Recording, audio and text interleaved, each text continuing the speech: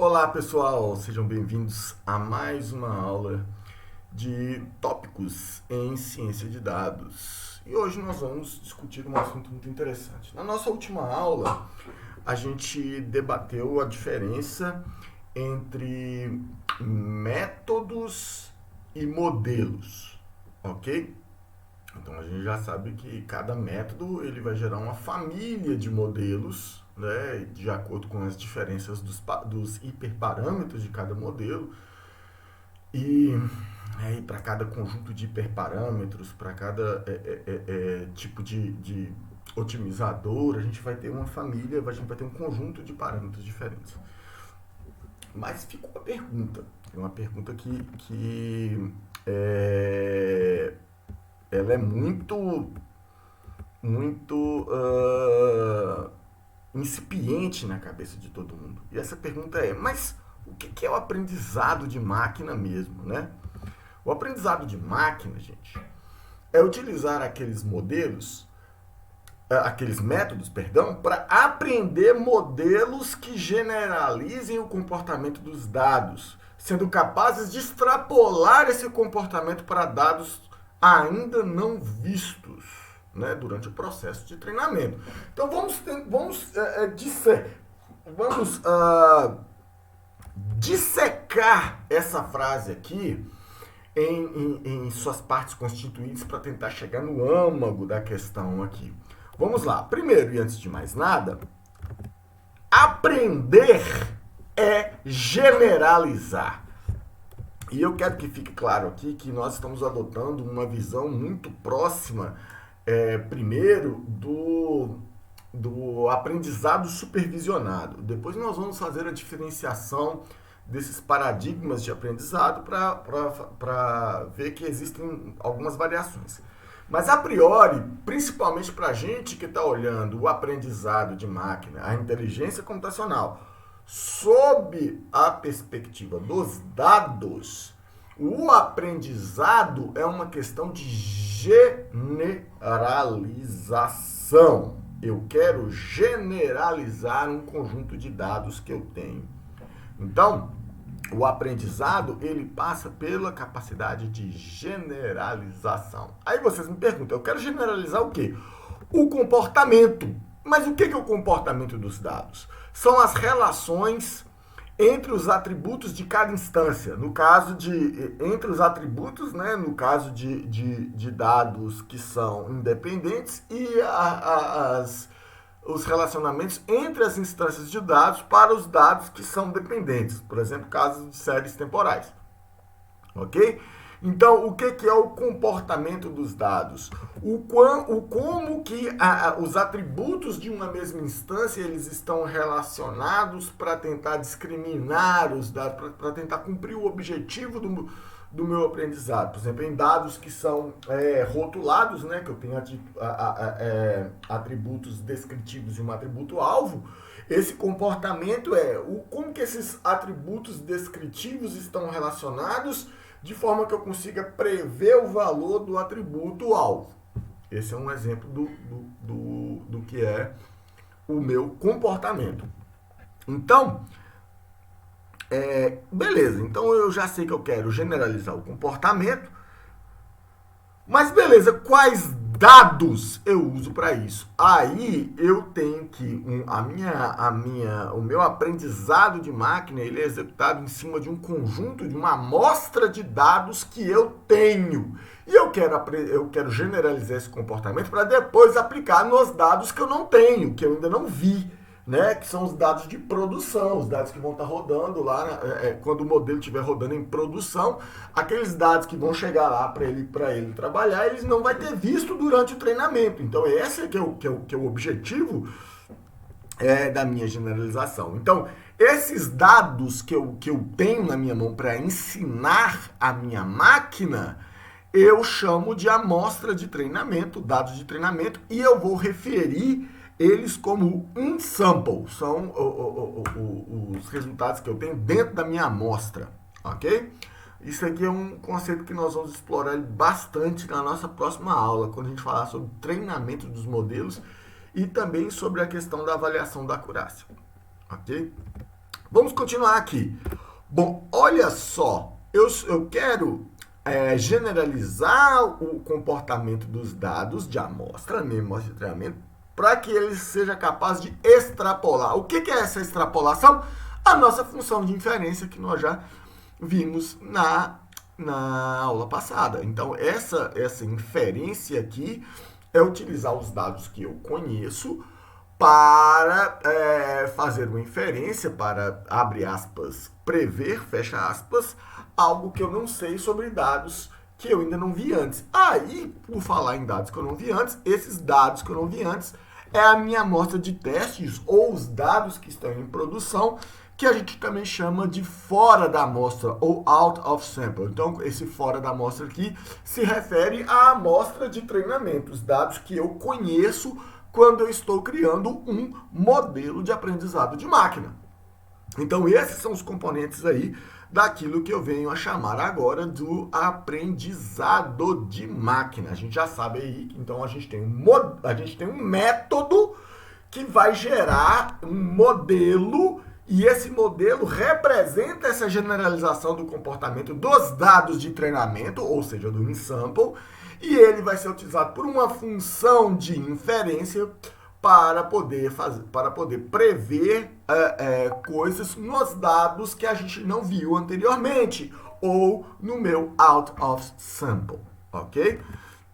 Então, esses são os componentes. Mas agora, tudo isso que nós vimos aqui gera uma outra pergunta. De toda a pletora, porque existem milhares, né, dezenas de milhares de métodos de inteligência computacional. Como que eu escolho o método que eu vou utilizar dentre todos aqueles que tem disponíveis lá para a escolha? Pô, aí essa é uma pergunta muito difícil e cheia de pegadinhas. Então, primeiro, porque existem muitos depende nessa pergunta. Primeiro, depende qual tipo de análise que você está fazendo. É a análise inferencial? É a análise descritiva? É a análise prescritiva?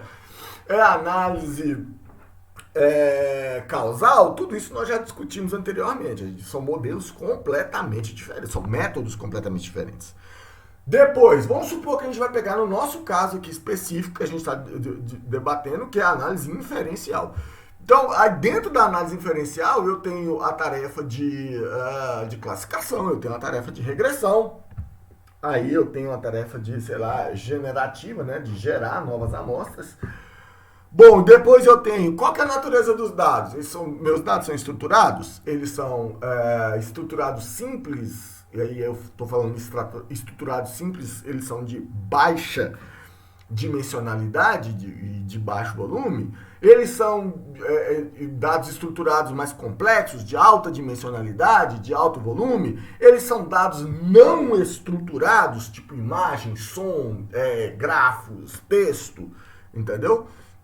E aí também temos as restrições do problema. Qual a quantidade de processamento, né? Qual o poder computacional que você tem? Qual é a quantidade de armazenamento que você tem? Quando esse modelo estiver rodando lá em produção, qual a capacidade computacional que você vai ter para esse modelo rodar? Tudo isso aí, todas essas perguntas, elas influenciam na escolha dos métodos que você vai considerar durante a modelagem inferencial do seu problema. Tudo isso você tem que levar em consideração. Não só durante o processo de indução do modelo, no processo de treinamento do modelo, mas você tem que olhar para frente e pensar quando o seu método ele estiver em produção, lá dentro da empresa, lá dentro do ambiente onde ele vai ser executado, quais são os recursos computacionais que eu tenho à mão? Ele vai rodar em um dispositivo embarcado, ele vai rodar em um servidor, a demanda em execuções por segundo é muito alta. Então eu tenho que pensar na escalabilidade desse modelo. E isso faz toda a diferença, e nós vamos ver daqui a pouquinho, principalmente na quantidade de parâmetros e na complexidade do modelo. Quanto mais complexo o modelo, mais caro computacionalmente ele é. E aí a execução dele é contínua, ele vai exigir um poder computacional muito maior. Então, a escolha do modelo é uma pergunta complexa. E assim, como nós já havíamos debatido anteriormente, a gente tem que testar vários métodos e aí, dentro de cada método, gerar vários modelos para chegar nessa resposta final. Não existe assim, você chegar e falar assim, é este o modelo que eu preciso. Isto não existe. Então, esse processo de escolha do método, ele é um processo empírico. Ele é um processo de experimentação. Primeiramente, nós vamos fazer uma análise qualitativa para poder separar os métodos que de cara não me atendem. Mas depois que eu chegar nos métodos que me atendem, eu ainda tenho muitos experimentos para serem realizados, para escolher dentre vários métodos e dentro de cada método, dentre vários modelos, ok? Então, não há uma bala de prata nessa escolha, né? Não há um método que ele vai ser sempre melhor para todos os quesitos, em todos os cenários, para todas aquelas perguntas, isso não existe. E que para o mesmo problema, para o mesmo tipo de análise, para o mesmo tipo de tarefa, para a mesma natureza dos dados, a gente vai avaliar diversos métodos. E aí, dentro de cada método, diversos modelos. Ok? Então, a gente vai começar a fazer aqui uma avaliação qualitativa dos métodos para você começar a separar os métodos que podem atender ao seu problema daqueles que simplesmente não vão poder. E aí, nós vamos trabalhar da mesma forma como nós trabalhamos lá com a tipologia de dados. Nós vamos fazer uma tipologia de métodos de aprendizado de máquina.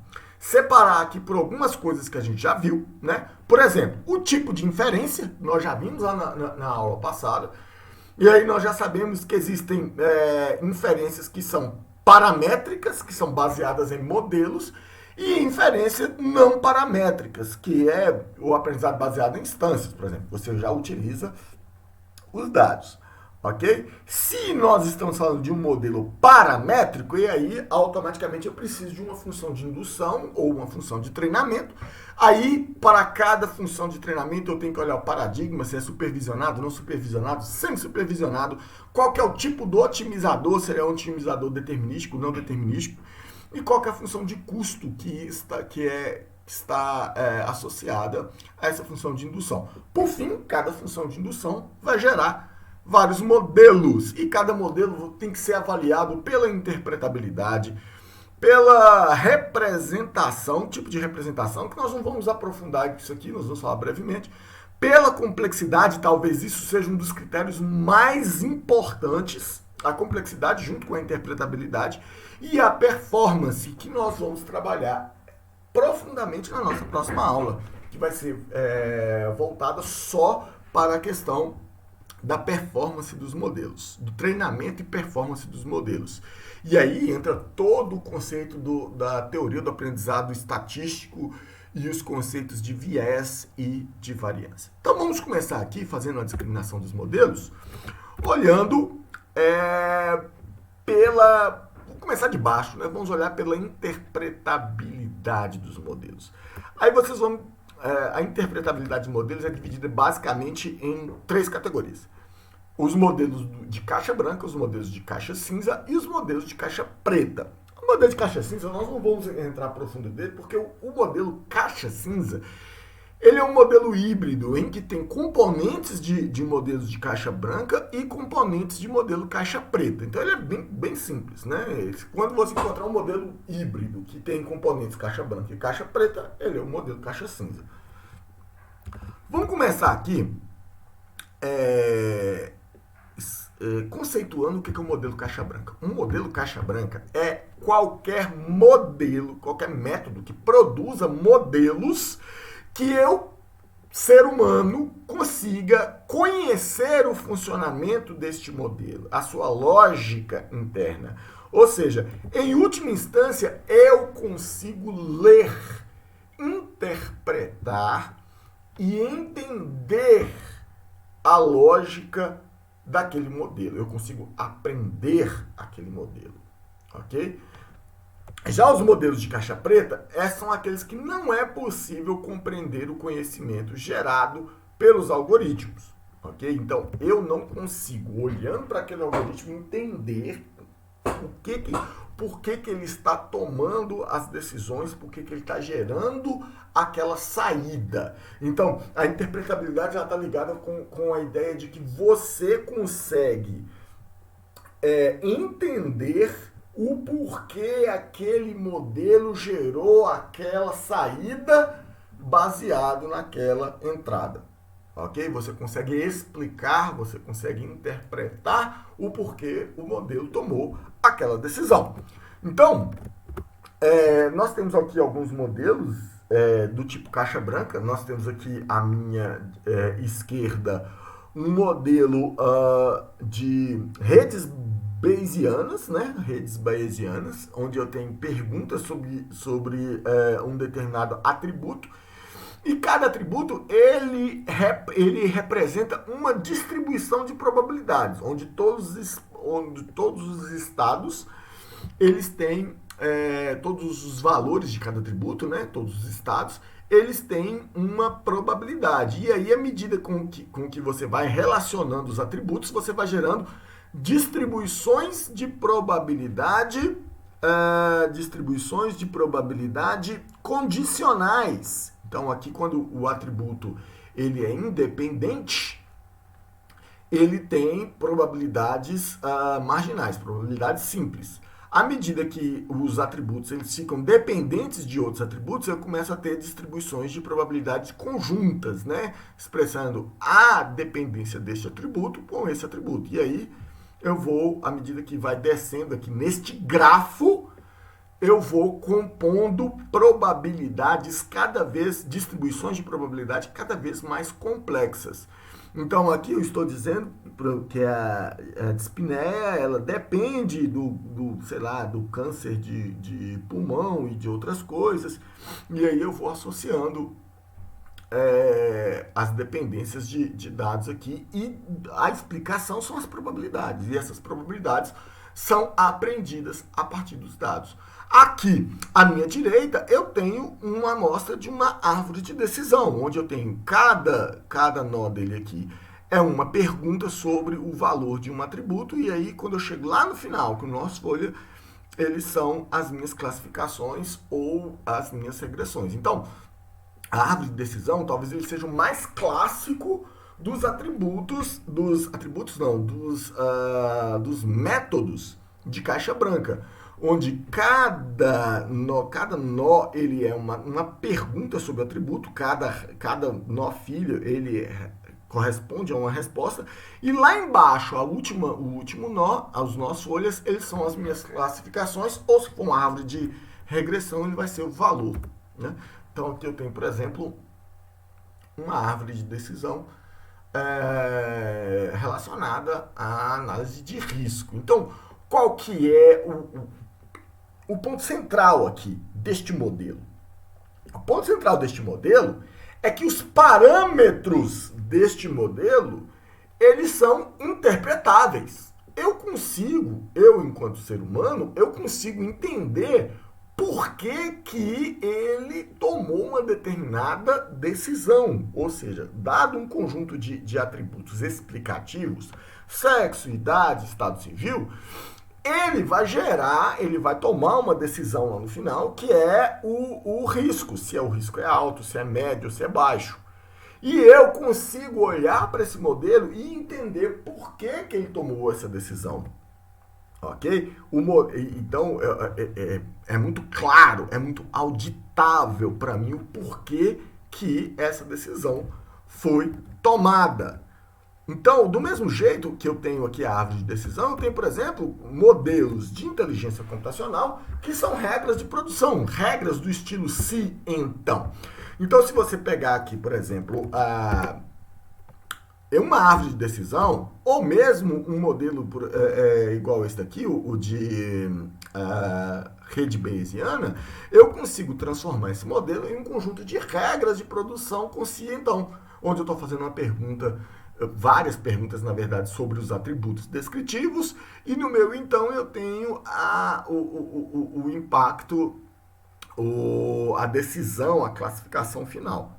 Ok? Então é muito interessante, por exemplo, que sistemas fuzzy, sistemas nebulosos, sistemas difusos, eles são basicamente baseado em regras. Mas agora só, olha, gente, o pessoal fala, tem uma brincadeira, né, que no fundo, a IA é um monte de se, né? Se então, de regras if then, né? Gente, essas regras, elas são aprendidas a partir dos dados. Não foi um programador que chegou ali e criou esse algoritmo, não. A máquina aprendeu essas regras sozinha, utilizando os dados de treinamento. Ok? Então, isso é diferente de você programar o modelo do que você aprender o modelo. Aproveitando este momento, eu vou deixar uma dica, uma curiosidade para quem quiser aprender o conceito de software 2.0, que é um conceito difundido pelo Andrej Karpathy, um dos grandes nomes do Deep Learning. Ele criou o conceito do software 2.0, que o software 2.0 é aquele software que não vai ser mais programado. Então, o software 1.0 é aquele software cujas funcionalidades elas são programadas por uma pessoa. O software 2.0 é aquele cujas funcionalidades serão aprendidas a partir de dados. Então, esse é um conceito interessantíssimo. Em breve eu pretendo até fazer uma palestra sobre esse assunto, porque ele é uma perspectiva muito interessante do que pode ser o software num prazo muito curto. O software 2.0, esse conceito, ele não é uma coisa que vai acontecer no futuro. Nós estamos cheios de softwares 2.0 aí no mercado. Quando você vê esses aplicativozinhos que pegam a imagem da pessoa e envelhecem a pessoa, que copiam a voz da pessoa para transcrever texto, isso tudo aí é software 2.0, ok? Vamos continuar. Agora nós chegamos nos modelos de caixa preta, que aí talvez um representante mais ilustre sejam as redes neurais, como essa rede neural que está aí. Para a gente chegar no porquê que uma rede neural ele é um modelo de caixa preta, a gente tem que fazer uma construção, uma caminhada mais longa aqui. Nós vamos falar disso daqui a pouquinho, quando a gente estiver falando sobre a forma de aprendizado dos modelos. Mas o que você tem que entender aí é que cada bolinha dessa que está aí na frente é um neurônio, ou seja, cada bolinha dessa daí é uma regressão, é um polinômio, entendeu? E aí, olha quantas regressões nós temos aí. Cada coluna dessas aí pode ser substituída por uma matriz, onde em cada polinômio, né, os coeficientes de cada polinômio é uma linha. Então, eu tenho a multiplicação de várias matrizes para chegar ao resultado final.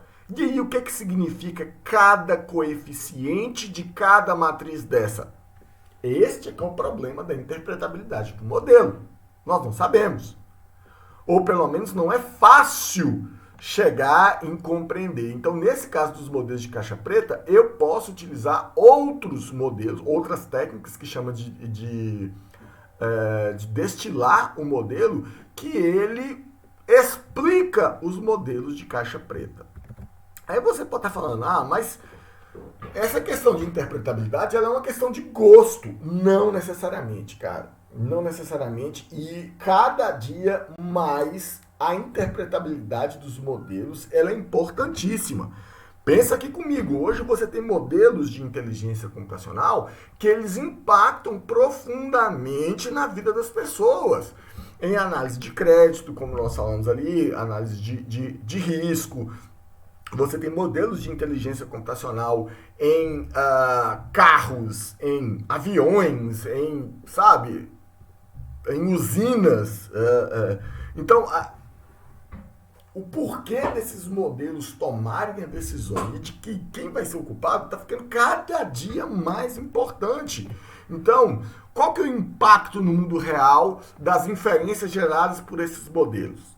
Se aquele modelo ele errar, qual que é o impacto do erro? E aí? Aí fica a pergunta, por que determinado modelo tomou uma decisão? Por quê? Dado que cada decisão do modelo ela tem um impacto, aí você vai querer saber o porquê. E se alguma coisa der errado, quem vai ser responsabilizado? Lembrando que esse alguém que vai ser responsabilizado pode ser você, que é o cara que está treinando os modelos. Entendeu? Ah, mas o modelo foi gerado pelo algoritmo, mas a sua responsabilidade é investigar, é de saber, de conhecer a acurácia, de conhecer a interpretabilidade, a auditabilidade daquele modelo. Então isso está deixando de ser uma questão subjetiva para ser cada dia mais objetiva. No mundo inteiro estão surgindo na Europa, nos Estados Unidos, já tem legislações que vão exigir que os modelos de inteligência computacional eles sejam auditáveis. Não só interpretáveis, eles sejam auditáveis.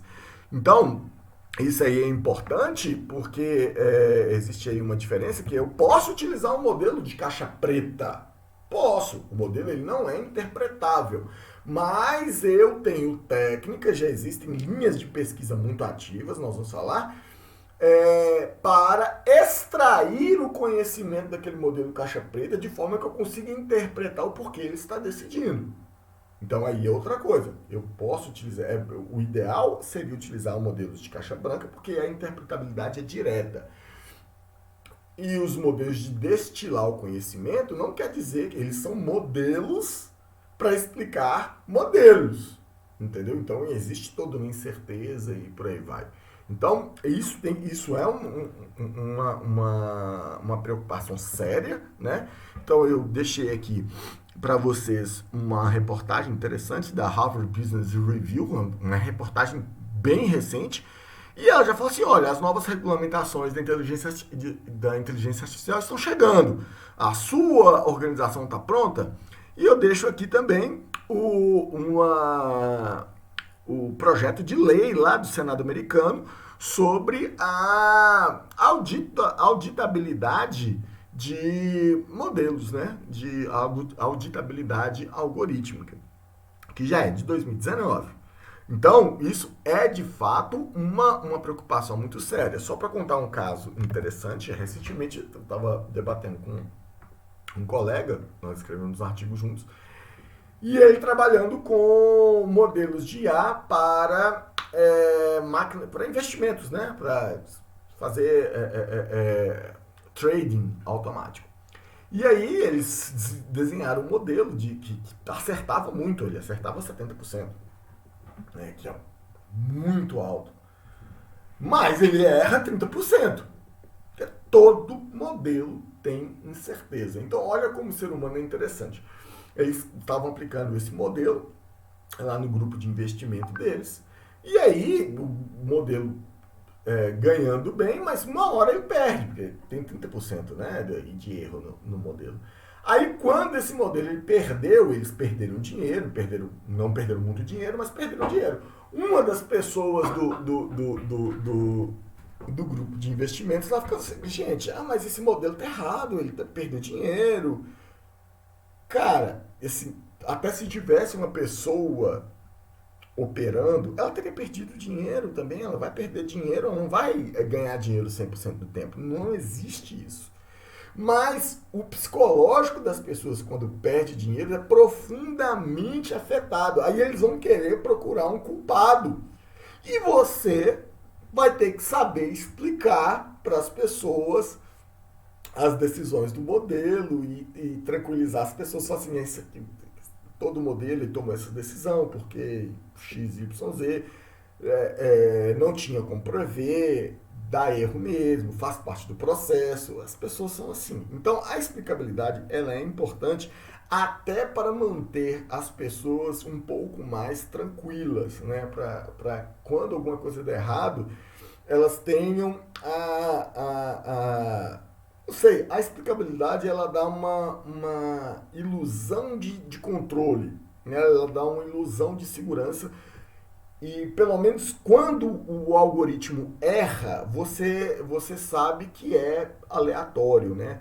Quando o algoritmo ele é de caixa preta, quando ele erra, você está inseguro porque não saber por que ele está errando, né? Se é um erro aleatório, se é realmente um viés do modelo, guardem essa palavra, um viés do modelo. Tudo isso é muito importante. Então, a interpretabilidade dos modelos, dependendo do contexto, ela é importantíssima, ela é essencial, ok? Bom, vamos prosseguir. Aqui eu deixei também algumas referências sobre essa linha de pesquisa que é a IA explicável, a Explainable IA, que é a linha de pesquisa para destilar o conhecimento de métodos caixa preta. Então aqui eu tenho duas referências bem interessantes, né? De conceituação geral sobre essa linha de pesquisa, que é uma linha de pesquisa interessantíssima. Está ligada também um pouquinho, de alguma forma, está ligado com a causalidade de modelos de IA. Bom, prosseguindo. Agora, gente, vamos olhar aí olhar na função de indução e ver os diferentes paradigmas de treinamento, ok? Que aí são o paradigma supervisionado, não supervisionado e semi-supervisionado. O que isso significa? Gente, essa questão desses três paradigmas está diretamente ligada à natureza dos seus dados. Então, o paradigma supervisionado, ele existe para quando os dados são rotulados em atributos descritivos e atributo-alvo. O paradigma não supervisionado, lá na outra ponta, é quando você não tem essa rotulação dos dados. Então, você tem um conjunto de dados lá, você não tem um atributo-alvo. A única coisa que você pode comparar são as instâncias umas com as outras. E o semi-supervisionado é o caso do meio. Você tem um conjunto de dados onde você tem muitos dados que têm os atributos descritivos e pouquíssimos dados que têm o atributo-alvo, ok? Já rotulado. E aí você tem técnicas próprias para trabalhar com isso. Então a questão da rotulação dos dados é fundamental. O aprendizado supervisionado, que é o paradigma dominante na IA, ele é voltado para dados rotulados. Então, os atributos de cada instância, elas são rotuladas em X, os atributos descritivos ou atributos independentes, e Y, que são os atributos alvo ou atributo dependente. E aí, o treinamento do modelo, a generalização do comportamento dos dados, é modelar esse relacionamento de X para Y, essa implicação aí, essa implicação lógica. Uma vez que eu conheço os atributos descritivos, eu sou capaz de predizer, de inferir o valor do atributo alvo dentro de cada instância, ok? Então, gente, essa figurinha aqui vocês já conhecem da nossa última aula. Então, eu tenho, no treinamento supervisionado, eu tenho um método de treinamento, ou método de indução, eu tenho um método de inferência, ok? E o meu método de treinamento, dentro dele, eu tenho os hiperparâmetros, eu tenho a minha função de custo, eu tenho um otimizador, e esse otimizador, ele é responsável por treinar os parâmetros que generalizam essa implicação lógica de X para Y aí, ok? Então, o método de inferência, os parâmetros do método de inferência, eles são capazes de transformar dados out of sample, dados não vistos de X, estimando o valor de Y para esses dados, com base nos dados de treinamento em sample D, onde eu tenho X e o Y, ok? Bom, aí nós temos diversos tipos de otimizadores e de funções de custo, daqui a pouquinho a gente vai falar um pouquinho mais sobre isso, ok? Bom, cara, existe um mar de métodos, uma montanha de métodos de aprendizado supervisionado. Como eu disse, esse é o paradigma dominante, então a gente tem muitas opções, e aí a gente pode separar essas opções aqui entre métodos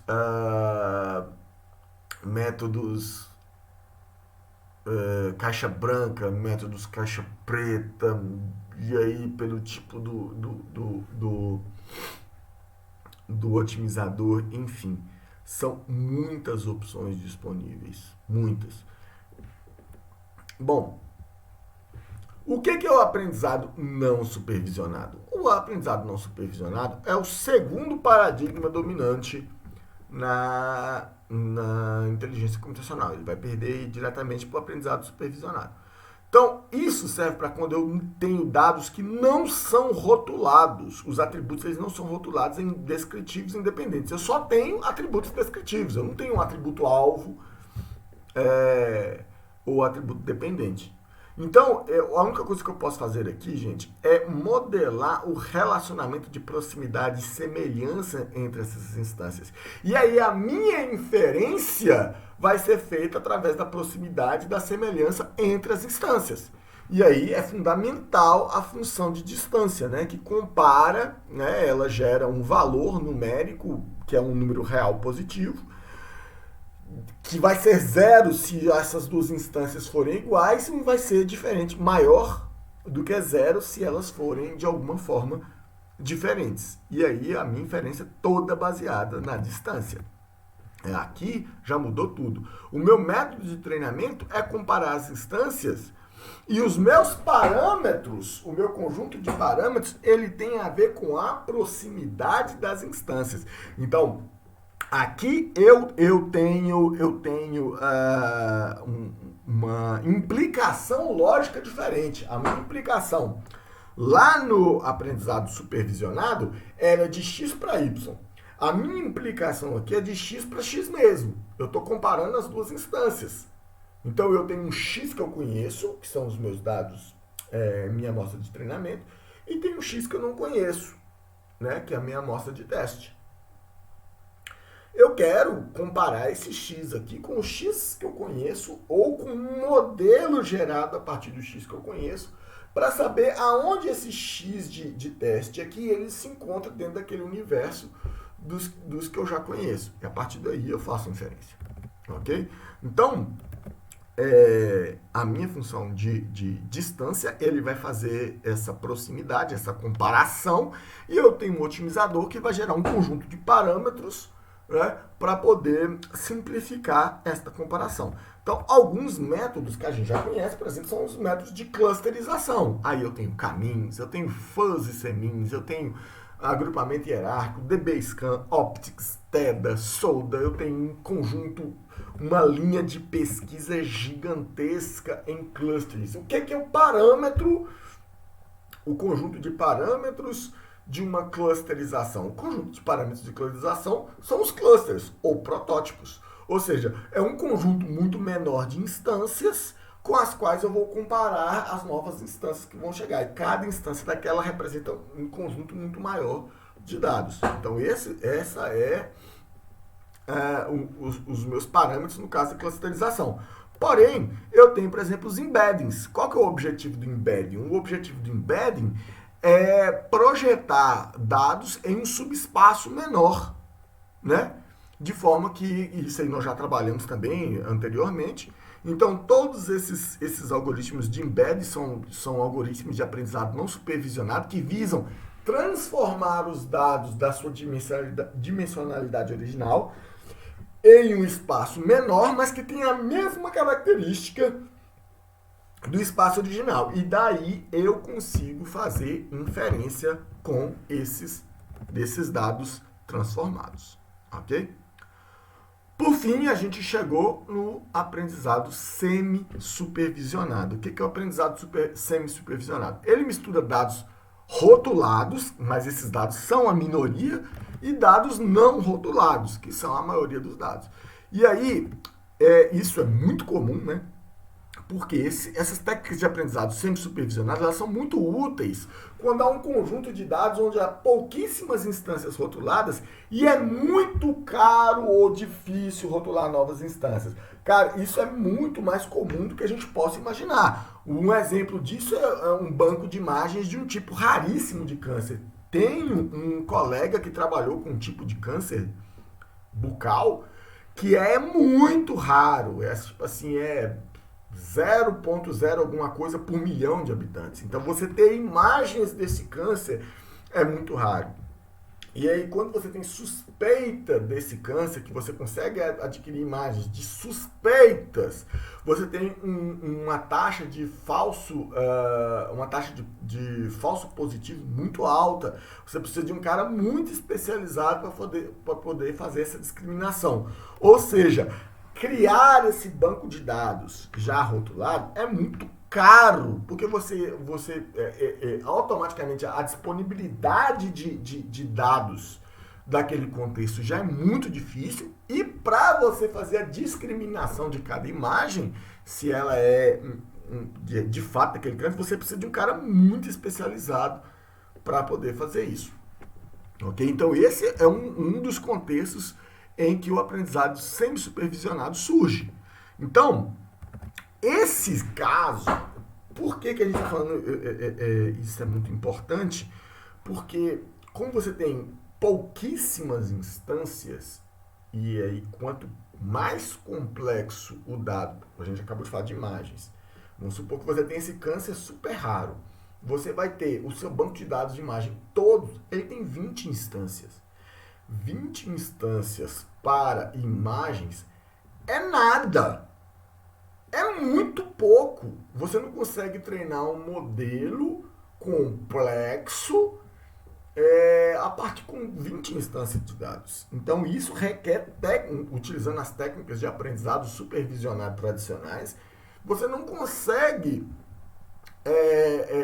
treinar um modelo com uma boa acurácia com essa quantidade de dados tão pequena. Você precisa de técnicas adicionais para poder trabalhar com isso. Então a gente trabalha com o conceito de inferência transdutiva. O que é inferência transdutiva? A inferência transdutiva, ela utiliza as amostras rotuladas para decidir sobre as outras amostras não rotuladas. A gente já tinha visto isso anteriormente. Isso é uma forma de aprendizado baseado em instâncias. Só que no aprendizado baseado em instâncias tradicional, a gente não criava modelos. Os dados são modelo.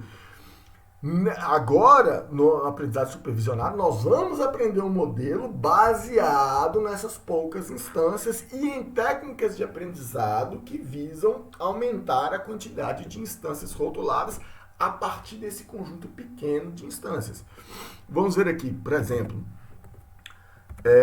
a gente tem o self-training. O que é o self-training? O self-training, ele vai pegar aquelas amostras, aquelas poucas amostras, e vai criar um modelo utilizando aprendizado supervisionado. A gente sabe que por ter poucas amostras, esse modelo aí ele tem uma incerteza muito alta.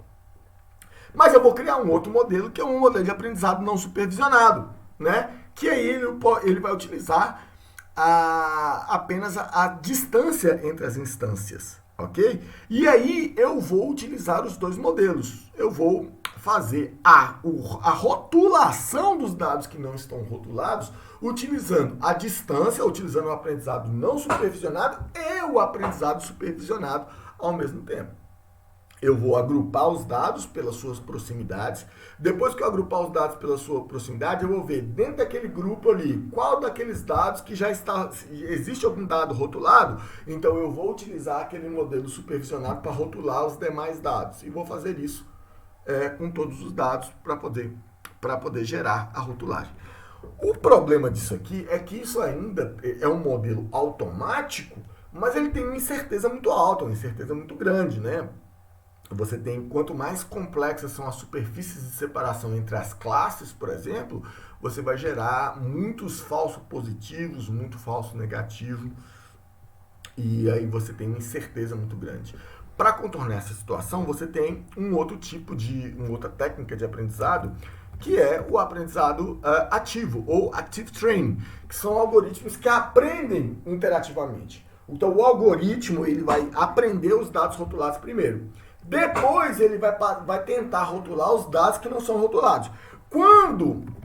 Toda vez que ele for tentar rotular um dado não rotulado, ele vai pedir feedback a um oráculo. Ou seja, geralmente é um usuário, um ser humano.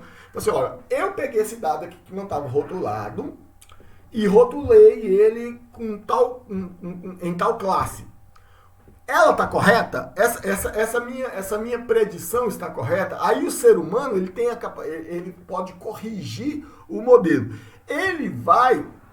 O modelo ele vai ficar nesse ciclo fazendo perguntas até ele começar a errar pouco.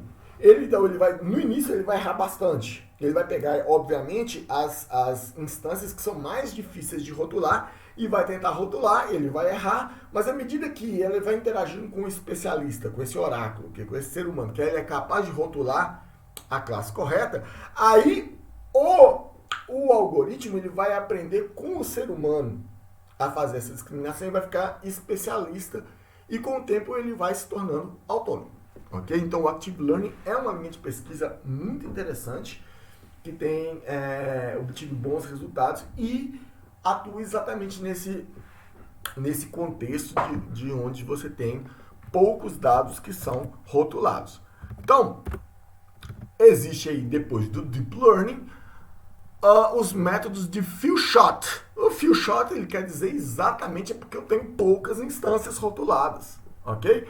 Então, eu tenho, e isso aí é basicamente utilizado para dados complexos, por exemplo, dados de imagem, dados de áudio, né? E eu tenho pouquíssimos dados rotulados, e aí o que eu vou fazer? Aqui, gente, é onde entram as redes siamesas, né? As redes siamesas são redes neurais profundas, como a gente já tinha visto anteriormente, né? Lá de autoencoders, por exemplo. Elas pegam uma imagem que eu já tenho o rótulo dessa imagem, ela já está discriminada, e eu gero o embedding dessa imagem, que é aquela representação pequenininha. Agora eu vou pegar uma imagem que não está rotulada e vou gerar um embedding dela também. Eu vou comparar a distância desse embedding com a distância dos embeddings de todas as outras classes. E vou ver de qual mais próxima dessas classes está. Então, no final das contas, acaba que é muito parecido com o aprendizado baseado em instâncias. Só que eu não estou comparando os dados originais, o espaço de dados original. Eu estou comparando o espaço de filters de dados já pré-processados de cada uma dessas instâncias. Então, é isso que se trata o Few Shot Learning. Ok? Bom, aqui tem uma citação bem interessante que está no pré-print do Archive, que é um survey sobre técnicas de aprendizado semi-supervisionado, ok? Até coloquei o link, depois eu vou corrigir isso aqui. Não coloquei o link, né? Vamos passar para frente agora, pessoal, e falar sobre os diversos otimizadores que existem dentro das funções de indução. Isso aqui ele é muito interessante para a gente fazer uma escolha. Na verdade, a gente não tem como escolher. Isso aqui não é um parâmetro que você escolhe, porque cada método geralmente tem um otimizador, apesar de que, como nós já discutimos na nossa última aula, o mesmo método, ele pode ter vários otimizadores diferentes. Eu posso escolher diversos otimizadores. Mas, por razões diversas, nem todo método tem um grande leque de otimizadores disponíveis. E a escolha do otimizador ela tem algumas implicações. Vejamos.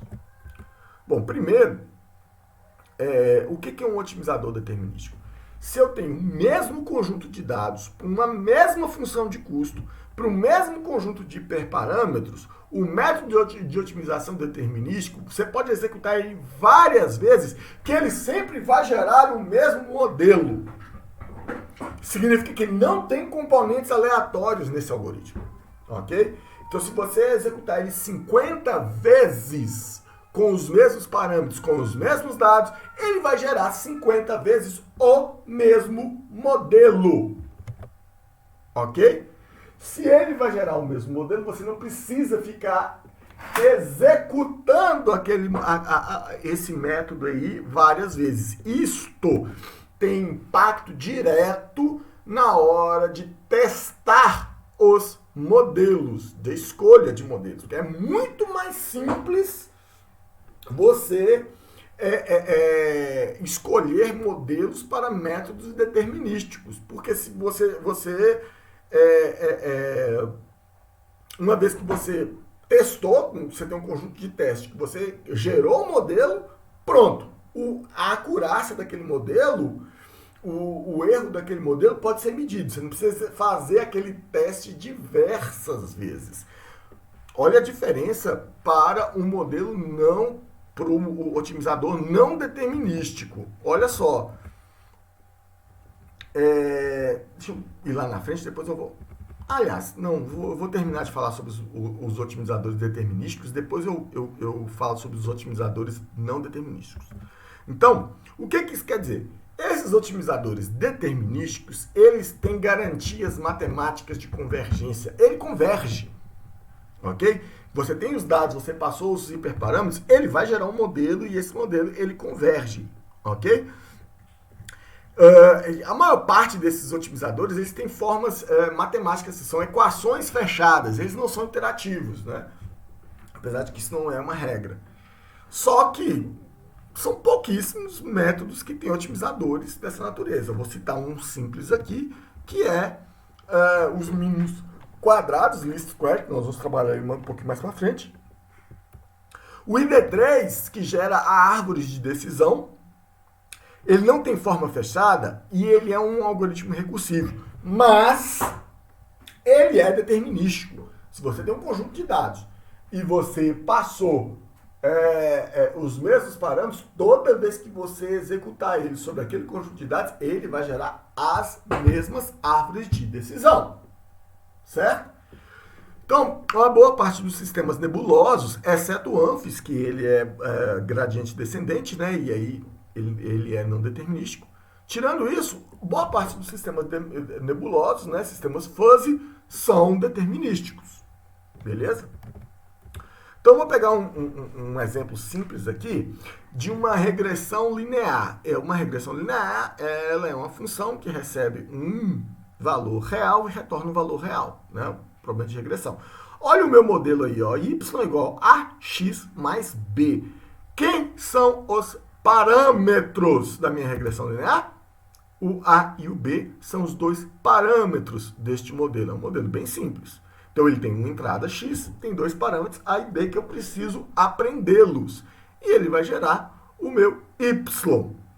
Então, a regressão linear simples, univariada, ela tem dois parâmetros. Beleza?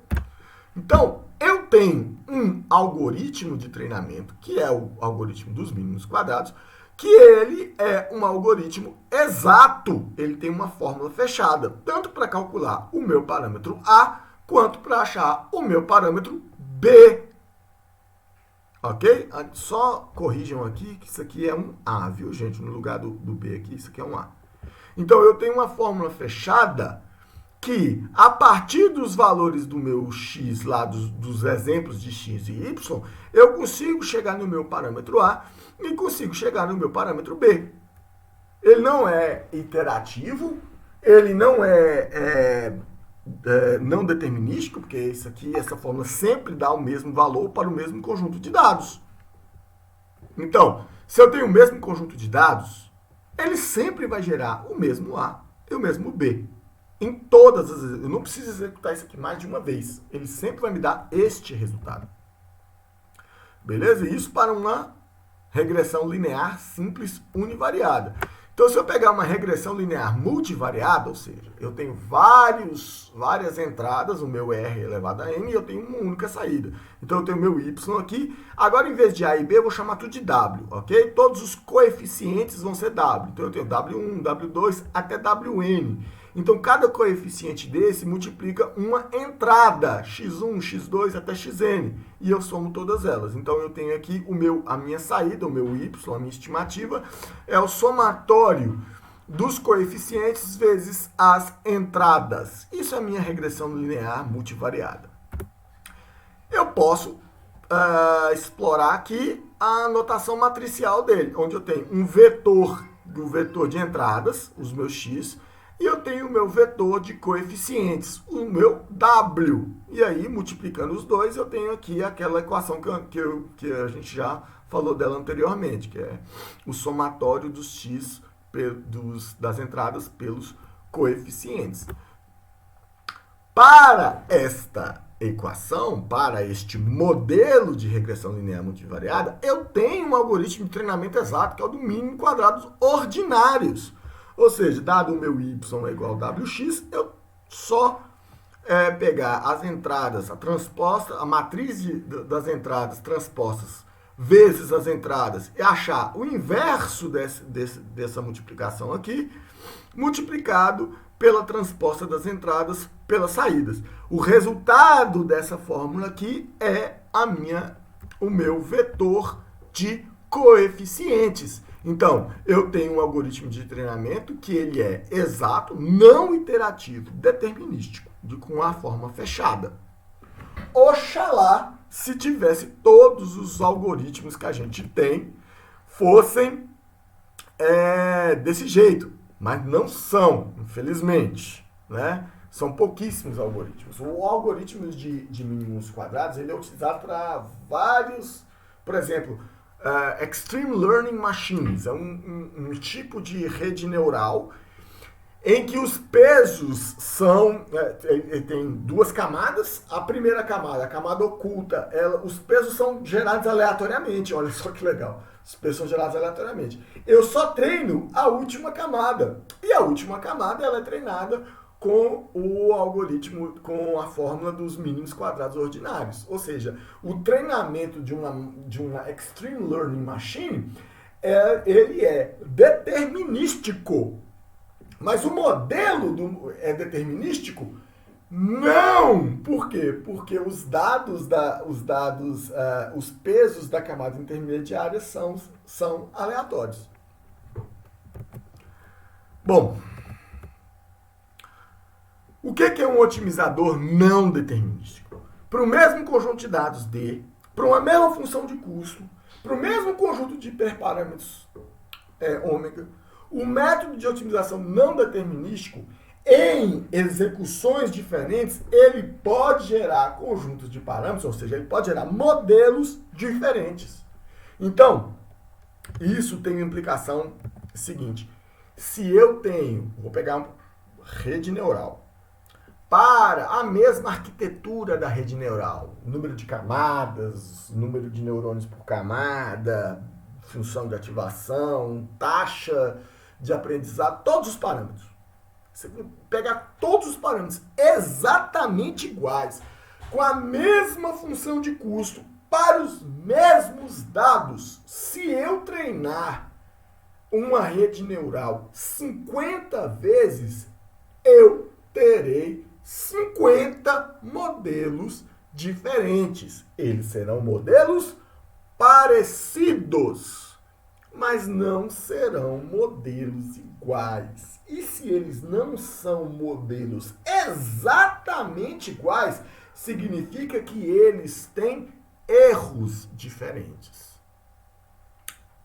Veja bem, se eles têm erros diferentes, em treinamentos diferentes, eu preciso treinar para o mesmo conjunto de modelos, eu preciso treinar aquele modelo várias vezes para achar qual que é o erro médio e o desvio padrão. Olha a diferença.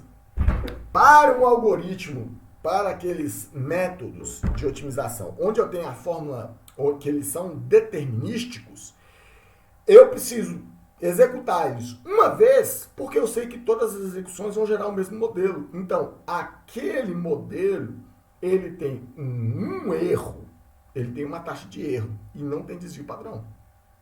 Para o mesmo conjunto de dados de teste, ele sempre vai gerar o mesmo erro. Isso não vai acontecer com modelos não determinísticos, porque para cada vez que eu treinar, eu vou ter um modelo diferente, que vai ter um erro diferente. Então eu preciso treinar aquele modelo várias vezes para achar o erro médio e o desvio padrão desse erro. Ok? Então, modelos determinísticos têm um erro, e não tem variação desse erro. E modelos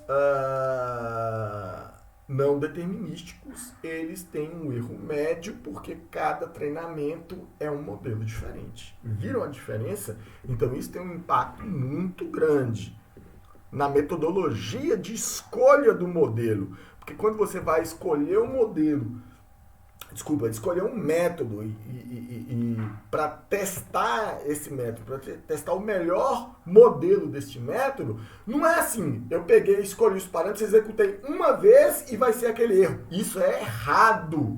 Você, para o mesmo conjunto de hiperparâmetros, para a mesma escolha de hiperparâmetros, para o mesmo conjunto de testes, você precisa executar ele várias vezes para achar o erro médio. Ok? Então, esses é muito incomum que esses algoritmos não convirjam, mas pode ser que eles não convirjam. Eles não têm garantia absoluta de convergência, ok? A maior parte desses algoritmos, eles são iterativos. O que quer dizer que o algoritmo é iterativo? Que ele começa com um conjunto de parâmetros e esse conjunto de parâmetros ele vai sendo melhorado durante o processo de treinamento. Então, olha só, no modelo determinístico, você chegava e já gerava o conjunto de parâmetros. Cada execução do método de treinamento gera um conjunto de parâmetros pronto. Nos modelos iterativos, você tem um conjunto de parâmetros e você vai melhorando esses parâmetros iterativamente, ok? Vai refinando a qualidade dos parâmetros. E aí, obviamente, como eles são iterativos, eles são computacionalmente mais caros que os algoritmos determinísticos, entendeu? Então, só para dar alguns exemplos aqui, o maior e o mais clássico deles é o gradiente descendente. Gente, gradiente descendente, para vocês que fizeram a disciplina de redes neurais, o backpropagation, ele é o algoritmo de gradiente descendente. Então, o algoritmo de treinamento das redes do tipo MLP, ele é a técnica de otimização gradiente descendente aplicada às redes neurais artificiais. Mas ele não é o único. Por exemplo, o algoritmo de expectation maximization, né, expectativa maximização, que é o nome do algoritmo de otimização que é utilizado no Camins, naquele algoritmo de clusterização, e em muitos outros algoritmos de clusterização. Além desse, nós ainda temos os algoritmos de heurísticas e meta-heurísticas, aí para quem viu, para quem fez a disciplina de computação evolucionária. Então, tudo isso está encaixado aqui neste ponto. Entendeu? Então, por exemplo, o algoritmo de gradiente descendente, não vou aprofundar nele aqui não, só para dar uma passada rápida. Você tem aqui o conjunto dos hiperparâmetros do modelo, que é o número de iterações e a taxa de aprendizado. Está tudo aqui dentro do meu conjunto de hiperparâmetros. E aqui eu tenho o meu modelo, que é o vetor de parâmetros, que ele é inicializado aleatoriamente. Olha o não determinismo do modelo, do método aqui. Os vetores são inicializados aleatoriamente. Todas as vezes que eu executar essa linha aqui, ele vai gerar um conjunto de parâmetros inicial diferente. E esse conjunto inicial de parâmetros, ele vai impactar em todo o resto do algoritmo. Então aí eu vou repetir de 1 a g, né, com a quantidade de iterações. E aí para cada conjunto de dados, eu vou gerar a saída, né, utilizando os parâmetros atuais.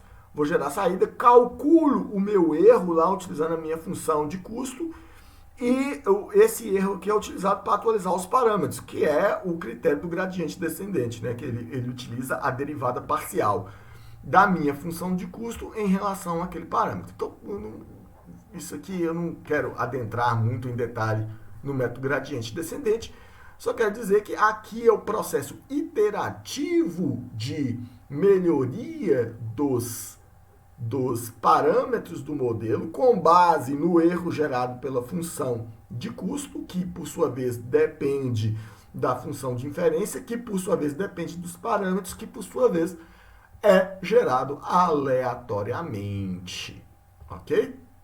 Então, um outro exemplo é aqui o meu algoritmo de Expectation Maximization, que é o algoritmo lá do Caminhos, né? Eu tenho os meus hiperparâmetros, que é o número de grupos e a quantidade de iterações. Aí, inicializo cada um dos grupos aleatoriamente, né, que são os meus núcleos, são os parâmetros do meu modelo. Vou iterar aqui, fazer o loop. Em cada iteração, eu vou associar aquele grupo lá para várias instâncias, né? Para várias instâncias eu vou associar um grupo, e depois que eu associar um grupo para cada uma dessas instâncias, baseado na distância entre eles, eu vou atualizar o parâmetro, ou seja, vou atualizar o grupo com uma média de todas as instâncias que estão associadas a ele. E vou fazer isso várias vezes, atualizando o parâmetro. Então isso aqui é um algoritmo não supervisionado, que tem um otimizador não determinístico iterativo. Aqui no outro eu tenho um otimizador supervisionado, que tem um algoritmo não determinístico, ok? Então, todos esses otimizadores não determinísticos que são iterativos, eles geram uma curva de aprendizagem, ou seja, se você olhar em todos eles aqui, eu tenho, por exemplo, aqui, está mais claro aqui no gradiente descendente, eu gerei o cálculo do erro, né, o valor da minha função de custo. E aí, vou ter o erro para o vetor de parâmetros inicial, que é puramente aleatório, e eu posso acompanhar o quanto que o meu algoritmo está aprendendo, porque esse erro aqui tem que diminuir ao longo da execução do algoritmo.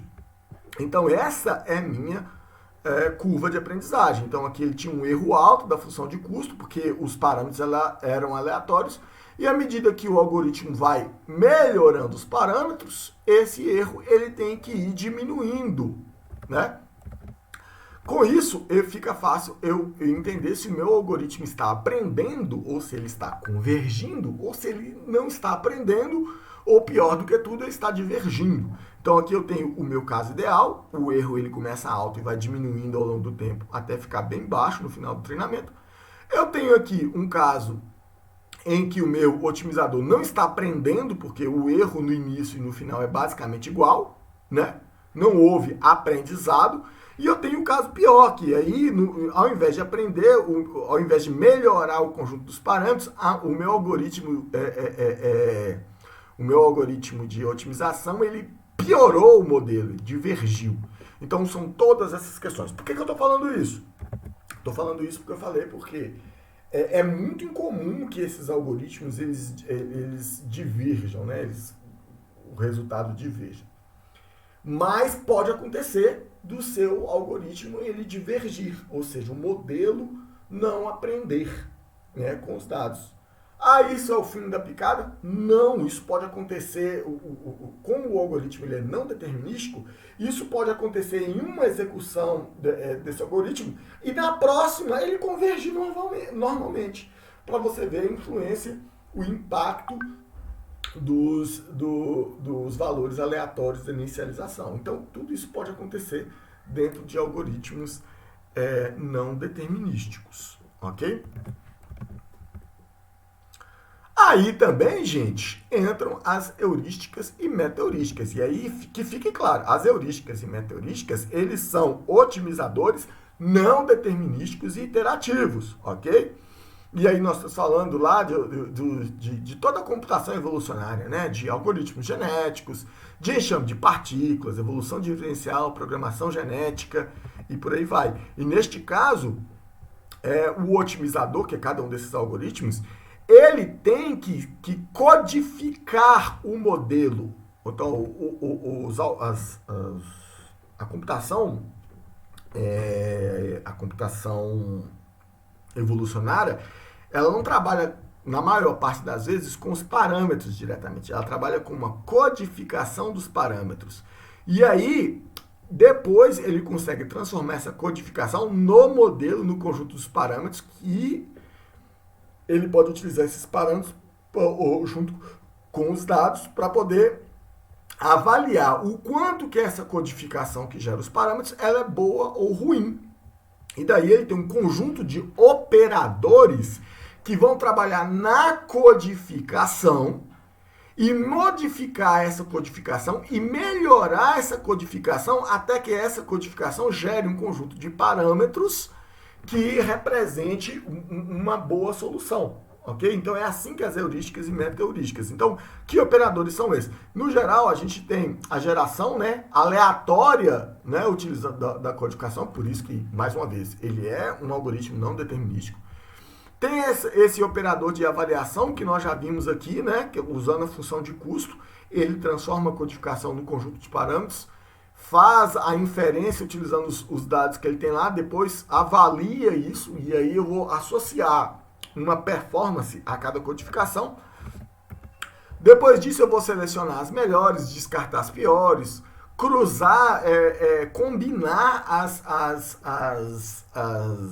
codificações, né? Fazer combinações, fazer mutações que são modificações aleatórias nestas codificações e volta lá no início. Com isso, espera-se que ele converja com o tempo e gere novas codificações que representem parâmetros melhores na solução daquele problema. Então, eu posso treinar, eu posso utilizar algoritmos genéticos para poder fazer clusterização? Pode, e existe uma extensa linha de pesquisa de algoritmos evolucionários aplicados à clusterização. Eu posso utilizar algoritmos genéticos para criar árvores de decisão? Pode, existem muitas versões disso. Eu posso utilizar algoritmo genético para criar uma rede neural e treinar? Pode, a famosa Neuroevolution, existe uma grande linha de pesquisa sobre isso.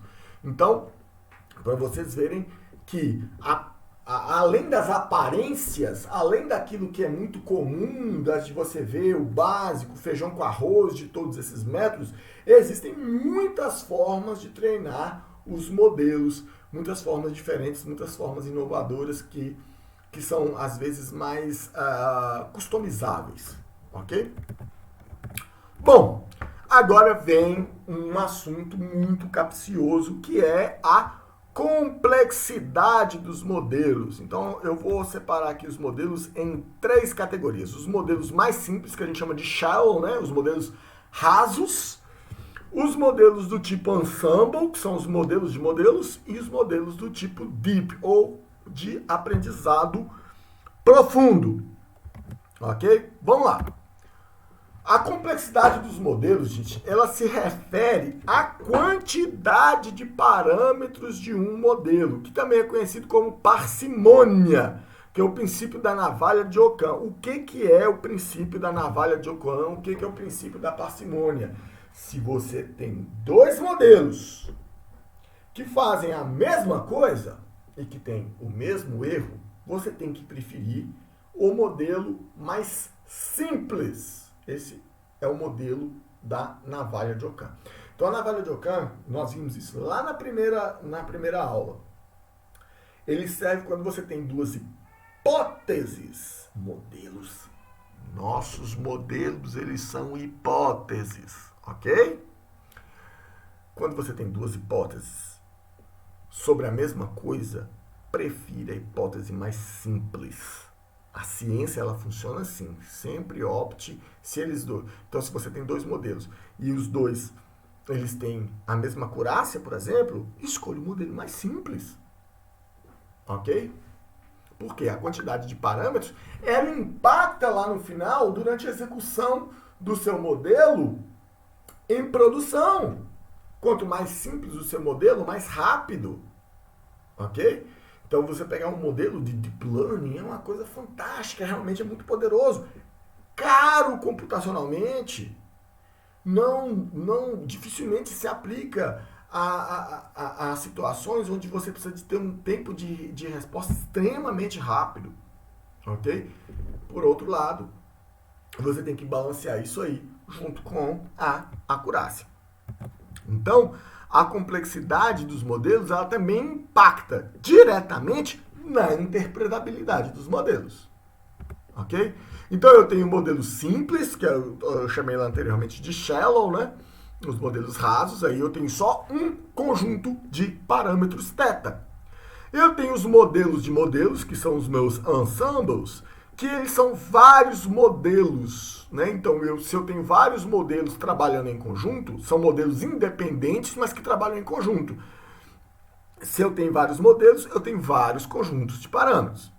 E aí eu tenho o aprendizado profundo, em que o tamanho do meu, a dimensionalidade do meu conjunto de parâmetros é muito grande, mas muito grande mesmo. Ou seja, eu tenho várias camadas de parâmetros. Então, o tamanho do meu conjunto de parâmetros é muito grande. Então, a gente pode pegar aqui, por exemplo, em termos de complexidade, eu vou chamar de modelo simples aqui, um modelo de regressão, aquele que nós já vimos, um modelo de árvore de decisão ou de regressão, uma rede neural simples, né? E vamos chamar aqui, por exemplo, de modelos lá, os ensembles do tipo bagging, do tipo boosting, do tipo stacking. Aqui em bagging a gente tem random trees, a gente tem gradient boosting ali embaixo.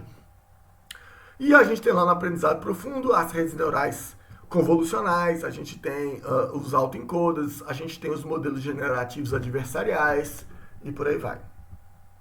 Então vamos voltar aqui, só para a gente lembrar aqui um pouquinho dos nossos modelos simples, do nosso modelo raso. Olha só, eu tenho aqui uma regressão linear multivariada. A gente já tinha falado lá, uma regressão linear multivariada. A gente já viu esse modelo ali atrás. Só que poucas pessoas sabem que um perceptron, se você fosse um neurônio artificial dentro de uma rede neural, se você tirar a função de ativação desse neurônio, o que fica é uma regressão linear multivariada. Então, o que diferencia uma regressão linear multivariada de um perceptron? É a função de ativação. Então, se eu tenho se cada neurônio que eu tenho eu tenho uma função de ativação, cada neurônio eu tenho uma regressão linear multivariada, quando eu tenho uma camada de perceptrons, quando eu tenho uma camada de neurônios, ok? Eu gero uma matriz. Só para lembrar para vocês que a gente já tinha visto que na regressão linear múltipla, eu tenho um vetor de coeficientes. Mas se eu tenho uma camada desses neurônios, ou uma camada de várias regressões, aí eu tenho uma matriz de coeficientes associadas àquela entrada. Agora, eu tenho uma rede neural. Então, cada camada dessa daqui, né? Cada uma dessas camadas aqui, ela é uma daquelas matrizes. Ou seja, pegando aqui, eu tenho a minha entrada, que é multiplicada por uma matriz, que depois é multiplicada por outra matriz, que depois é multiplicada por outra matriz, que gera a minha saída. E olha que aqui eu estou desconsiderando a função de ativação. Então eu quero que vocês olhem isso aqui por duas perspectivas. A primeira perspectiva nós já vimos, a questão da interpretabilidade. O que pega na interpretabilidade desse modelo? Vamos dar uma olhada. O que será que vai significar? Depois de treinado, cada um desses coeficientes aqui, dentro dessa matriz. Cada coeficiente desse daqui é um número. Qual que é o significado deles? E depois, assim, você pode pegar a entrada, multiplicar por uma matriz, depois vai multiplicar por outra matriz, que vai multiplicar por outra matriz para depois gerar a saída. Como que eu sei o que isso aqui significa? Então, a interpretabilidade já era. Não sei interpretar. E olha que essa é uma rede neural simples. 3 camadas. 2 camadas escondidas, uma camada de saída. Ok? Por outro lado, se você pegar aqui que essa camada, essa rede neural simples, que tem 3 entradas, mais 4 neurônios na primeira camada, 4 neurônios na segunda camada e 2 neurônios na última camada. Qual que é a dimensionalidade deste modelo? Então, eu vou ter uma sinapse para cada entrada, para cada neurônio. Então, se aqui eu tenho 4 neurônios na primeira entrada e 3 entradas, eu tenho uma matriz de 3 por 4. Só que aqui, a minha saída dessa primeira camada são 4 saídas. E aqui na segunda camada eu tenho 4 neurônios. Então, aqui eu tenho uma matriz de 4 por 4. Agora, eu tenho a última camada. Aqui, a saída da segunda camada são 4 neurônios. E aqui eu tenho 2 neurônios e eu tenho uma matriz de 4 por 2. Então, aqui eu tenho 12, aqui eu tenho 16 e aqui eu tenho mais 8. Olha a dimensionalidade deste modelo. Ok? Então, ele é um modelo caixa preta, mas ainda assim é um modelo simples. Ok? Pelo número de parâmetros que ele tem. Então, a gente tem que pensar aqui na complexidade do modelo, o quanto aumenta o número de parâmetros dos meus modelos. Agora vamos dar uma investigada aqui nos modelos de ensemble. O que é um modelo de ensemble? E por que ele é mais complexo que os demais? Olha só. Ao invés de eu ter um único modelo que decide tudo sozinho, e aí eu já falei para vocês, todo modelo tem erro. Todo modelo tem erro. E aí fica pior quando eu falo para vocês que você tem um algoritmo de treinamento que é não determinístico e cada execução desse modelo vai gerar, cada execução desse método vai gerar um modelo diferente, cujos erros são parecidos, mas são diferentes. Então, eu não posso depositar toda a minha fé em um modelo. Porque aquele modelo tem erro. E ele pode ter erros diferentes, com perspectivas diferentes de outros modelos. Então, a lógica do ensemble é exatamente essa. É não depositar a fé em um único modelo. Eu vou treinar vários modelos. Cada modelo vai ter seu ponto forte e seu ponto fraco, mas ao invés de eu decidir que cada modelo decida sozinho, eu vou colocar eles para decidirem juntos. Ok? E aí um vai cobrir a falha do outro. Então, qual que é a lógica do Ensemble Learning? O Ensemble Learning, ele é um modelo de modelos. Então, o meu M, cada modelo, ele tem a entrada X e uma saída Y, né? Já pensando aqui em um design de aprendizado supervisionado. Só que aí eu não vou ter só um modelo, eu vou ter vários modelos. A minha decisão final do ensemble é a unificação da classificação de todos esses modelos. Né? E aí quais são os parâmetros do meu ensemble? Quantos modelos quantos modelos eu vou ter no meu ensemble e aí os hiperparâmetros de cada modelo individual.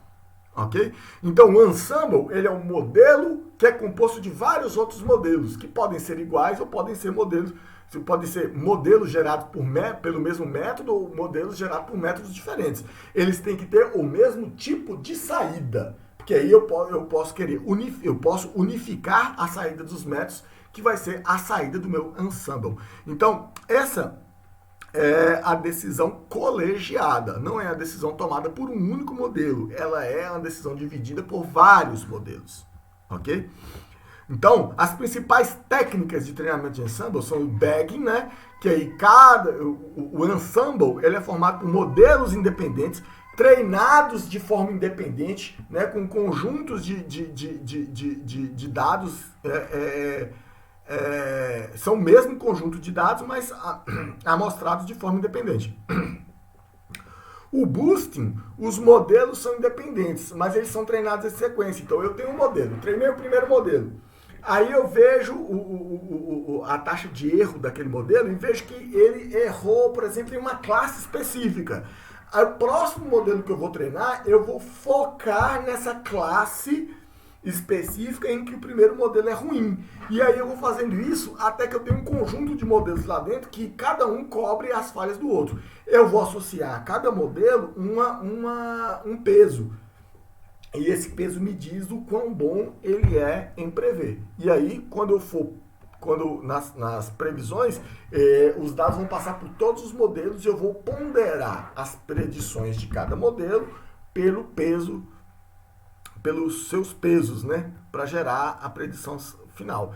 Por fim, eu tenho stacking, que é a técnica bem menos comum, mas ela tem uma ligação muito próxima com o que nós vamos ver adiante, que é o Deep Learning.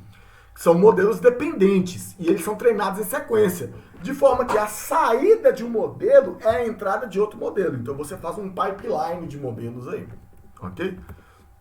Então, por exemplo, para pegar aqui o conjunto, a técnica mais comum, que é o Random Forest, né, florestas aleatórias, que é uma técnica de bagging. Então eu tenho um conjunto de treinamento, esse conjunto tem P atributos e N instâncias. Então P é muito grande e N instâncias. E eu tenho um conjunto de modelos do ensemble, em que M é maior do que 1. Ô, gente, esquece esse AWN na frente, por favor. E K é o tamanho da minha amostra de treinamento, tem que ser menor do que M. Então, o que eu estou dizendo aqui é que nenhum dos modelos vai ser treinado com todos os atributos e nenhum deles vai ser treinado com todas as instâncias. Ok? Então, durante o treinamento, eu vou criar M novos conjuntos, então eu vou criar subconjuntos dos dados de treinamento. E cada um desses subconjuntos, ele vai ter um número bem menor de instâncias e um número bem menor de atributos. E o que é melhor? A escolha dessas instâncias e desses atributos é aleatória. Ok? Então, os atributos eu vou escolher aleatoriamente e as instâncias eu vou escolher aleatoriamente. Ou seja, todos os métodos, todos os modelos que forem treinados, eles vão ser treinados com conjuntos de dados diferentes. Aí eu vou chamar a atenção de vocês para uma coisa. O que ele está fazendo aí, neste momento? Ele está fazendo a seleção de atributos. Já discutimos algumas aulas atrás. Na Machine Learning tradicional, a gente faz a seleção dos atributos, a seleção de features, a seleção de características, primeiro manualmente, para depois chamar o método de classificação de regressão. Ok? Depois nós vimos lá em dados complexos que os modelos de Deep Learning, eles treinam as duas coisas. Eles fazem a seleção de características e a detecção de padrões no mesmo modelo. O Ensemble Learning faz exatamente isso para dados estruturados. O Ensemble Learning, ele faz a seleção de características e a classificação, tudo dentro do mesmo modelo. E um dos mecanismos que a gente está vendo aí agora é isso. Cada subconjunto, cada modelo, cada subconjunto de dados que é gerado lá, ele tem atributos diferentes e ele vai gerar modelos diferentes, enxergando os relacionamentos diferentes entre os conjuntos de atributos.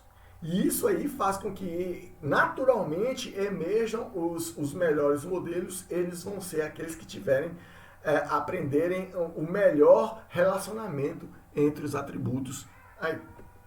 Bom, Daí, cada subconjunto desse, eu treino um modelo, como eu falei para vocês, esse modelo vai ser treinado com esse subconjunto diferente, e eu vou retornar o M, que é o meu conjunto de vários modelos que foram treinados com subconjuntos de dados diferentes, com atributos diferentes. Durante a minha inferência, eu tenho vários modelos, né, dentro do meu ensemble. Se for um problema de regressão, eu vou passar a entrada para todos os modelos e vou tirar a média, o valor médio da saída de todos os modelos.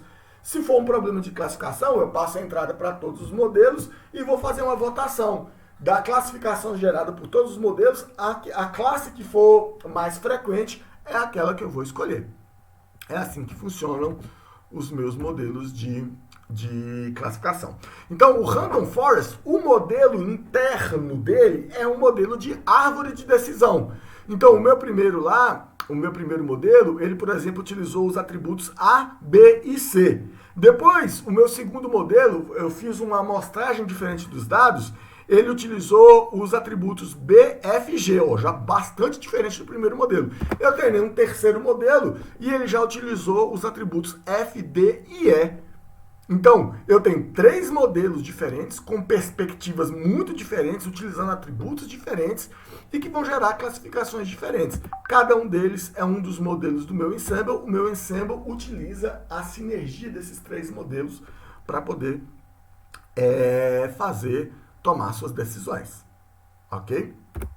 Então, eu posso ter ensembles que são homogêneos, ou seja, todos os modelos internos são do mesmo tipo, assim como esse daqui, que são 3 modelos de árvores de decisão, né? A minha floresta aleatória, mas eu posso ter ensembles heterogêneos, onde cada modelo interno é de um modelo distinto. Então, olha, isso aqui já dá uma dica para a gente interessante.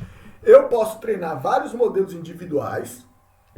Cada modelo, eu posso treinar, por exemplo, um modelo de árvore de decisão, eu posso treinar uma rede neural e posso treinar um outro modelo lá de regressão, por exemplo, e depois ver as características dele sozinho, individualmente, e depois utilizar o meu modelo final, não ser nenhum deles, mas todos eles em conjunto dentro de um ensemble.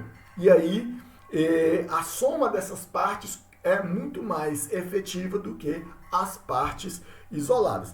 A complexidade é maior, porque eu tenho 3 conjuntos de parâmetros independentes, mas a acurácia ela tende a melhorar no ensemble e ser melhor do que em cada um desses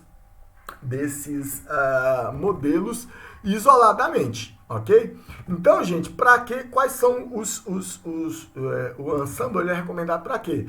Eles são principalmente com dados estruturados e de alta complexidade, ok? Lembrando que o próprio modelo ele lida com a extração e a seleção de características.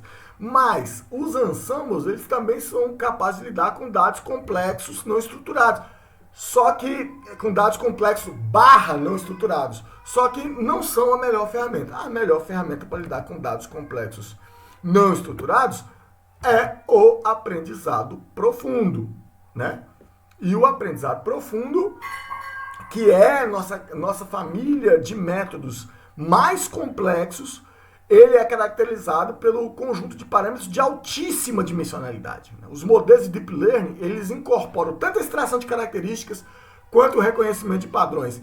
E qual que é a grande vantagem? Eles dois são treinados em conjunto, né?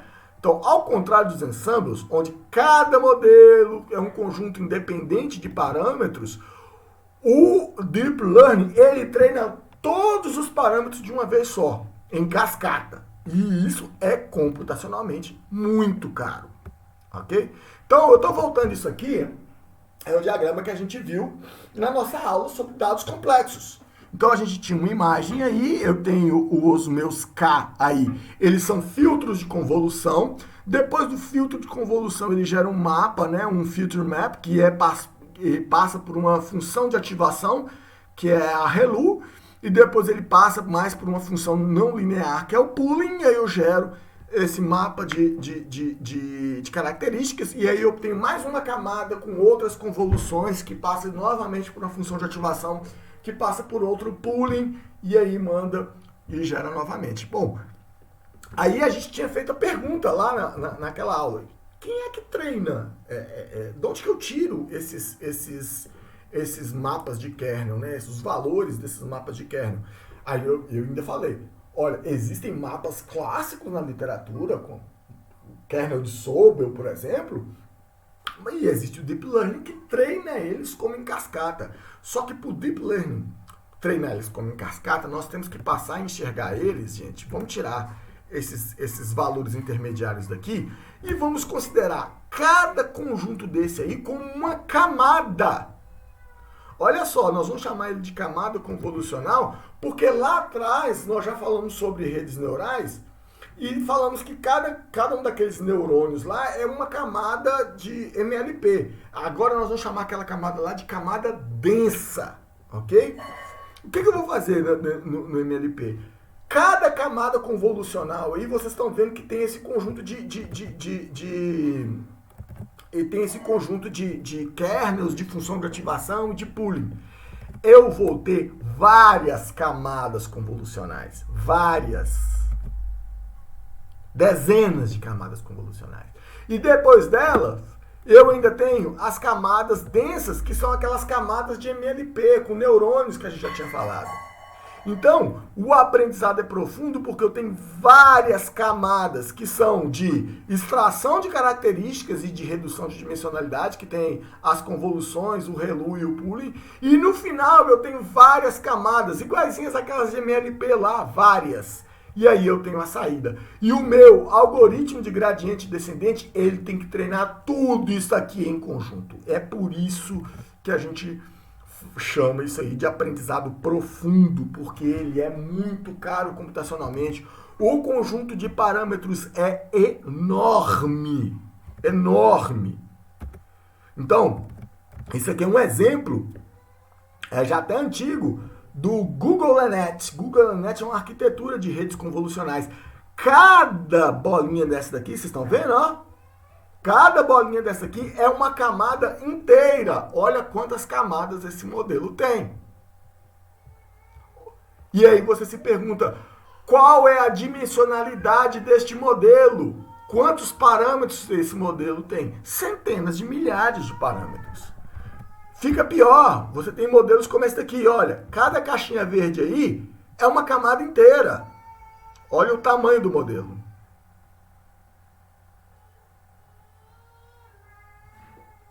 É enorme. Agora vamos ver. Então, quanto mais caro, quanto mais complexo o modelo, mais caro computacionalmente é o treinamento desse modelo, é a inferência desse modelo. Então, quanto mais complexo o modelo, mais faminto de dados ele é. Precisa de maior volume de dados para ser treinado. Quanto mais complexo o modelo, menos interpretável ele é e menos auditável. Então, nós temos um trade-off aqui, a gente tem uma troca.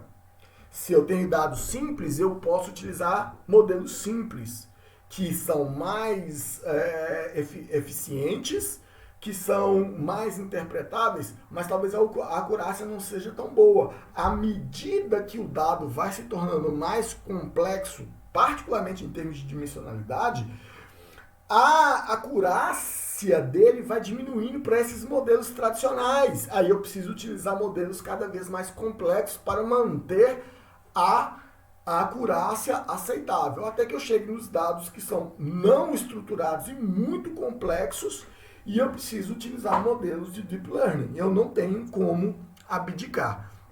O que é um erro é a pessoa utilizar modelos muito complexos para dados simples, para dados tradicionais, para dados estruturados de baixa dimensionalidade. Isso é um erro crasso. Jamais façam isso. Então, a pergunta que fica é: como escolher um modelo, um método, perdão? Então, nós elencamos algumas questões aqui. A interpretabilidade do modelo. Você tem que ver se para o seu problema, para o contexto onde ele vai ser aplicado, para a indústria onde ele vai ser implementado, existe essa demanda de auditabilidade, de interpretabilidade do modelo, porque baseado nisso, ou você vai ter que utilizar um modelo interpretável, ou você vai ter que utilizar uma técnica que destile o conhecimento do modelo para que ele possa ser auditado. A parcimônia, qual a quantidade de parâmetros que o meu modelo tem? Né? Ou vai ser um modelo mais simples ou vai ser um modelo profundo? Isso de acordo com os dados. Qual que é o paradigma? O paradigma está ligado diretamente com o tipo de dados que a gente está vendo. A gente tem dados rotulados, a gente tem dados não rotulados, a gente tem uma mistura de dados não rotulados com dados rotulados. E, por fim, a eficácia e a acurácia dos modelos e toda a parte de teste e de seleção de modelos é o assunto da nossa próxima aula. Então, a gente vai dedicar só a isso na nossa próxima aula. Mas antes de chegar lá, então, o que a gente aprendeu, o que a gente tem que fazer? Para começar, vamos ver qual que é a rotulagem dos nossos modelos. Os dados são rotulados, então, aprendizado supervisionado. Aí eu tenho problemas de classificação, eu tenho os meus problemas de regressão. Os meus dados não são rotulados. Aí eu estou falando de aprendizado não supervisionado. Eu estou falando de clustering, eu estou falando de embedding, eu estou falando de modelos generativos. Ou eu tenho dados que são parcialmente rotulados. E aí eu estou falando de aprendizado não supervisionado e todo o seu conjunto de técnicas específicas que nós não aprofundamos e não aprofundaremos, não é muito o nosso foco aqui agora. Como se não fosse o suficiente, a gente vai olhar os modelos pelo tipo dos dados. Se eu tenho dados que são estruturados e dados mais simples, né, de baixa dimensionalidade, aí a minha próxima pergunta vai ser, eu preciso de modelo explicável? Se sim, eu vou escolher modelos simples, né, modelo shallow de caixa branca. Se não, eu vou pegar modelo shallow de caixa preta, por exemplo, redes neurais aqui, e aqui em cima eu posso escolher, por exemplo, uma árvore de decisão, ok? Mas se eu tenho dados estruturados que são complexos, então eu tenho dados estruturados, dados tabulares, por exemplo, mas com centenas de atributos. Ou eu tenho dados não estruturados simples, ou, por exemplo, imagens de baixa resolução. Eu posso, de acordo com a explicabilidade, eu posso escolher, por exemplo, o Ensemble Learning, que resolve esse meu problema, ou posso ir direto para o Deep Learning, se eu não precisar de explicabilidade. Mas se eu tenho dados não estruturados e complexos, eu não tenho para onde correr. Eu tenho que ir para o Deep Learning, ok? E aí são dados que têm um conjunto de parâmetros muito alto, a dimensionalidade muito alta, mas que eles são acurados para esse tipo de dado. Por fim, só para fechar as características do nosso modelo, a gente tem métodos lá que são determinísticos, né? E aí eu preciso, cada execução, ele sempre vai gerar o mesmo modelo, pelo mesmo conjunto de parâmetros e dados, e modelos não determinísticos, métodos não determinísticos que geram um modelo diferente para cada execução, mesmo que sejam os mesmos dados e os mesmos hiperparâmetros. E aí eu preciso treinar várias vezes para achar qual que é o erro médio. A mesma coisa, eu tenho algoritmos que são não iterativos, ou seja, ele tem uma fórmula fechada, eu tenho a equação que gera os meus dados em uma única passagem, e tenho modelos iterativos que vão melhorando o conjunto dos parâmetros ao longo de várias iterações. Então, para esses modelos iterativos aqui, eu gero as minhas curvas de aprendizado para ver se aquele método, aquele algoritmo está convergindo, se ele está conseguindo aprender os parâmetros do modelo, ok? Então, gente, você vai achar, como, por exemplo, esse daqui, alguns exemplos na internet de fluxogramas para escolha de modelos, baseado em várias perguntas. Então, o processo de escolha dos métodos que você vai utilizar para treinar, ele não é um método, uma escolha trivial. Ele depende de qual tarefa que você pretende fazer, ele depende de qual tipo de dados que você tem, ele depende até de outras coisas que não estão consideradas aqui, como, por exemplo, qual que é a disponibilidade de poder computacional que você tem, tanto durante o treinamento quanto em produção. Ok? Então, a escolha de modelos, ela não é nada trivial, ela é um processo longo, assim como é a limpeza de dados, ok? Na nossa próxima aula, a gente vai trabalhar especificamente com o treinamento do modelo, com a avaliação numérica de escolha de modelos, bem como a parte de otimização de hiperparâmetros. Espero vocês e encontro vocês lá. Até mais, pessoal!